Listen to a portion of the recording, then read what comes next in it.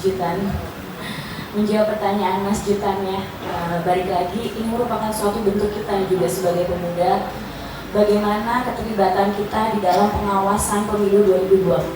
Sekali lagi, kita ini diberikan akal, pikiran, dan budi peketik ya gitu. Jadi ketika kita melihat suatu berita, ketika kita melihat segala sesuatunya itu, kita bisa menilai sebagai generasi muda, apakah hal-hal yang disampaikan oleh calon legislatif atau eksekutif yang akan menjabat, janji-janji yang disampaikan itu masuk nggak sih ke logika kita.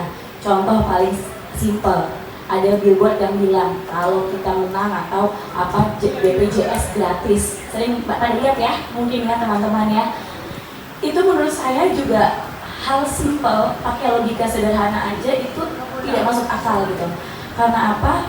Kembali lagi, pada saat ini pun BPJS berbayar, kita masih banyak PR dari pemerintah kita sendiri untuk memperbaiki lagi fasilitas kesehatan. Dengan banyaknya jumlah masyarakat Indonesia dan kekurangannya fasilitas kesehatan, bukan lagi seperti yang tadi mungkin Mbak Nurul sampaikan, ini adalah kemunduran gitu. Bagaimana caranya justru dengan adanya janji-janji tersebut, itu kita harus benar-benar bisa memilah dengan sangat baik. Adanya teknologi informasi digital.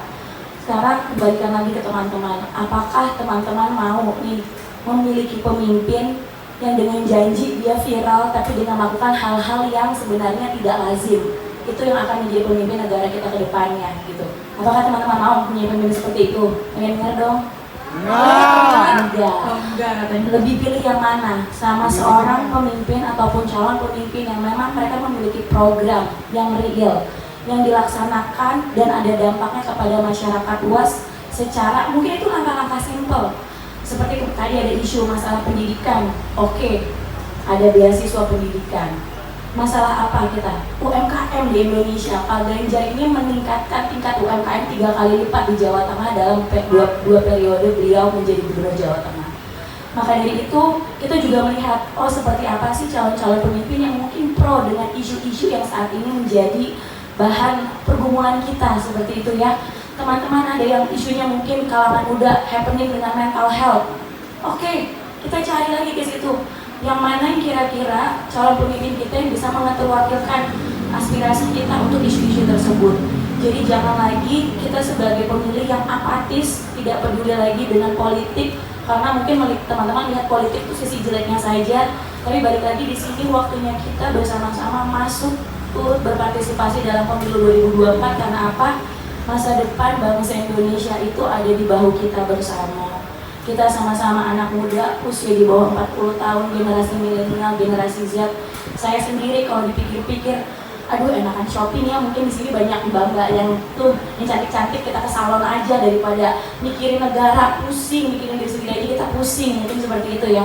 Tapi balik lagi, banyaknya panggilan-panggilan dan fenomena yang ada di Indonesia saat ini memanggil saya secara pribadi untuk turut serta masuk ke dalam politik, mungkin dengan langkah-langkah sederhana, dengan network yang kita miliki, itu merupakan satu kontribusi kita yang mungkin akan menjadi dampak bagi bangsa Indonesia ke depannya. Nanti itu aja dari saya. Terima kasih.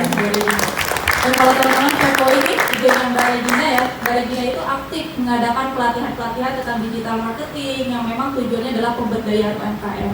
Dan ada juga bahkan beasiswa ya Mbak, kalau saya salah. Itu juga menjadi salah satu langkah pasti gitu ya, yang sebenarnya memberikan dampak secara langsung kepada masyarakat. Nah kalau dari Mbak Nurul, kalau dibandingin viralnya itu gak bakal viral mas ya, program seperti itu ya. Menarik gak sih beasiswa? Sebenarnya kan enggak kalau misalnya kita punya pikirannya, ya udah Regina joget-joget aja di TikTok. Saya nggak bisa kalau disuruh joget, jadi saya bisanya konkret aja. Ada program beasiswa network, teman-teman silahkan berangkat se-Indonesia, mau dari provinsi manapun, tidak harus dapil Mbak. Jadi nanti nextnya saya berharap teman-teman juga bisa berangkat. Bisa. Terima kasih. Mbak Mui semoga bisa join ya Mbak Mui. Nah, kalau dari Mbak Pade Mbak,